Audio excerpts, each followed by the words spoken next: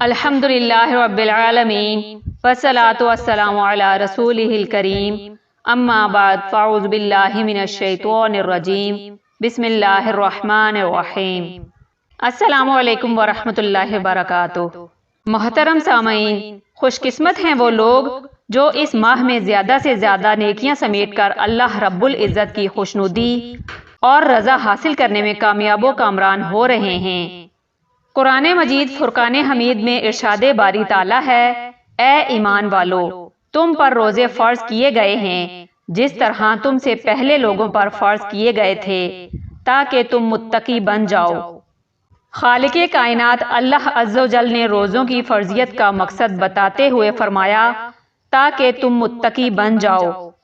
رمضان المبارک کے عشرہ مغفرت کا آغاز ہونے والا ہے جو کہ اپنے اندر بہت زیادہ اجر و ثواب سموئے ہوئے ہے۔ رمضان المبارک وہ مہینہ ہے کہ جس میں نفل نماز کا ثواب فرض کے برابر اور فرض کا ثواب 70 گنا تک بڑھا دیا جاتا ہے۔ نہ جانے آئندہ سال اس ماہ مبارک کے ایام ہمیں نصیب ہوں یا نہ ہوں۔ ہمیں ان ایام میں زیادہ سے زیادہ عبادت اور توبہ و استغفار کرنا چاہیے۔ خوش قسمت ہیں وہ لوگ جو اس ماہ میں زیادہ سے زیادہ نیکیاں سمیٹ کر اللہ رب العزت کی رضا اور خوشنودی حاصل کرنے میں کامیاب و کامران ہو رہے ہیں۔ حضرت موسیٰ کلیم اللہ رب ذوالجلال سے ہم کلام ہوتے، زمان و مکان اور راز و نیاز کی باتیں ہوتی۔ ایک دن حضرت موسیٰ علیہ السلام نے اپنے خالق سے سوال کیا کہ اس وقت کائنات میں واحد بندہ ہوں جسے آپ سے بات کرنے کا شرف حاصل ہے، بتائیے یہ اعزاز کسی اور کو بھی نصیب ہوگا؟ خالق کائنات نے ارشاد فرمایا، اے موسیٰ، اس دنیا میں ایک ایسی امت بھی آنے والی ہے جب میرے اور ان بندوں کے درمیان کوئی پردہ حائل نہیں ہوگا۔ حضرت موسیٰ علیہ السلام حیران ہوئے، باری تعالیٰ وہ کیسے؟ اللہ تعالیٰ نے فرمایا، یاد رکھ موسیٰ، تیرے اور میرے درمیان کلام اور ملاقات کی صورت بے شمار پردے حائل ہیں، جبکہ آمدہ امت کے ساتھ یہ معاملہ ہرگز نہیں ہوگا۔ اس پر موسیٰ علیہ السلام کی حیرت میں مزید اضافہ ہو گیا۔ حضرت موسیٰ علیہ السلام نے عرض کیا، کائنات کے مالک، بتائیے وہ کون خوش نصیب ہوں گے؟ اللہ تعالیٰ نے ارشاد فرمایا، وہ امت محمدی ہوگی۔ ان میں سے وہ لوگ جو ماہ رمضان کے ایام پا کر صرف میری رضا و خوشنودی کے لیے روزے رکھیں گے اور پھر وقت افطار نڈھال جسم، خشک زبان اور منہ کی مہک کے ساتھ جو دعا مانگیں گے میں قبول کروں گا، کیونکہ اس لمحے ان کے اور میرے درمیان کوئی پردہ، کوئی فاصلہ نہ ہوگا۔ روزے دار کے متعلق اللہ تعالیٰ کا ارشاد ہے کہ روزہ خاص میرے لیے ہے اور میں ہی جس طرح چاہوں گا اس کا اجر و ثواب دوں گا۔ میرا بندہ میری رضا کے واسطے اپنی خواہش نفس اور اپنا کھانا پینا چھوڑ دیتا ہے، پس میں خود ہی اپنی مرضی کے مطابق اس کی اس قربانی اور نفس کشی کا صلہ دوں گا۔ روزہ دار کے لیے 2 مسرتیں ہیں، ایک افطار کے وقت اور دوسری اپنی مالک کی بارگاہ میں حاضری اور شرف ملاقات کے وقت۔ اور روزہ دار کے منہ کی بو اللہ تعالیٰ کے نزدیک مشک کی خوشبو سے زیادہ بہتر ہے، یعنی انسانوں کے لیے مشک کی خوشبو جتنی اچھی اور جتنی پیاری ہے، اللہ تعالیٰ کے ہاں روزہ دار کے منہ کی بو اس سے بھی اچھی ہے۔ اور روزہ دنیا میں شیطان و نفس کے حملوں سے بچاؤ کے لیے اور آخرت میں آتش دوزخ سے حفاظت کے لیے ڈھال ہے۔ رمضان المبارک خیر و برکت، ہمدردی و اخوت کا مہینہ ہے۔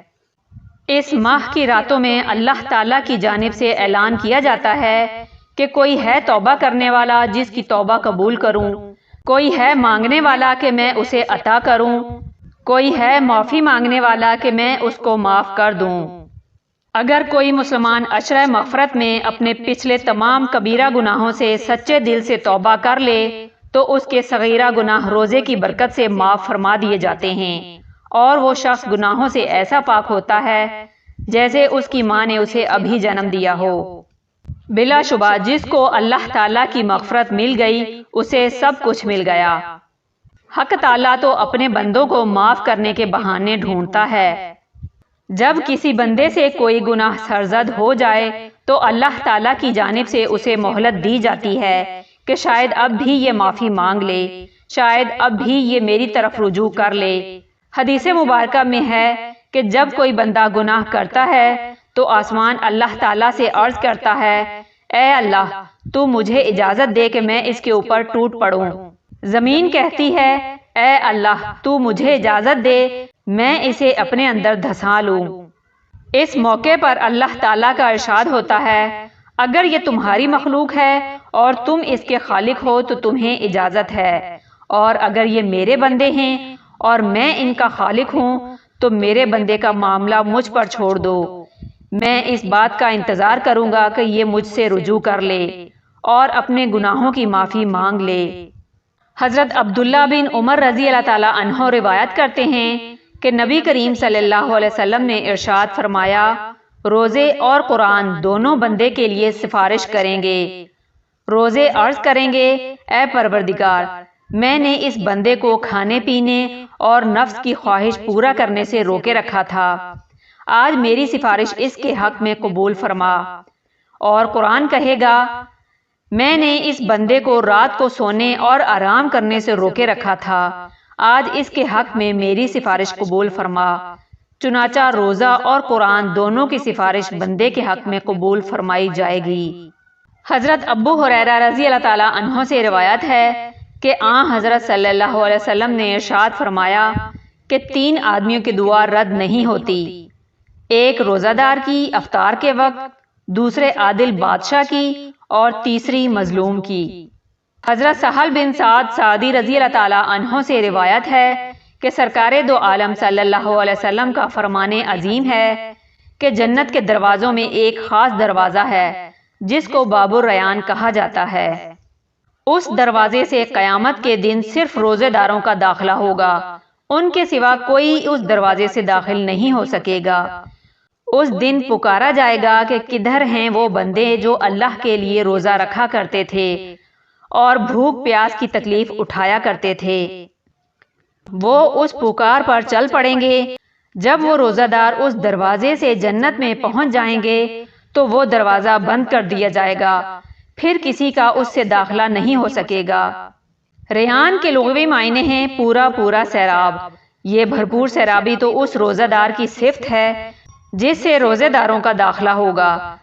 آگے جنت میں پہنچ کر جو اللہ تعالیٰ کے انعامات ان پر ہوں گے ان کا علم تو بس اللہ تعالیٰ کو ہی ہے۔ ان تمام فضیلتوں کو دیکھتے ہوئے مسلمانوں کو اس مہینے میں عبادت کا خاص اہتمام کرنا چاہیے اور کوئی لمحہ ضائع اور بیکار نہیں جانے دینا چاہیے۔ ہم اپنے تمام صغیرہ و کبیرہ گناہوں سے معافی مانگ کر اللہ تعالیٰ کے حضور پاک و صاف پیش ہو سکتے ہیں۔ اللہ پاک ہم سب کو اپنے نفس کا تزکیہ کر کے تقوی اختیار کرنے کی توفیق عطا فرمائے، آمین۔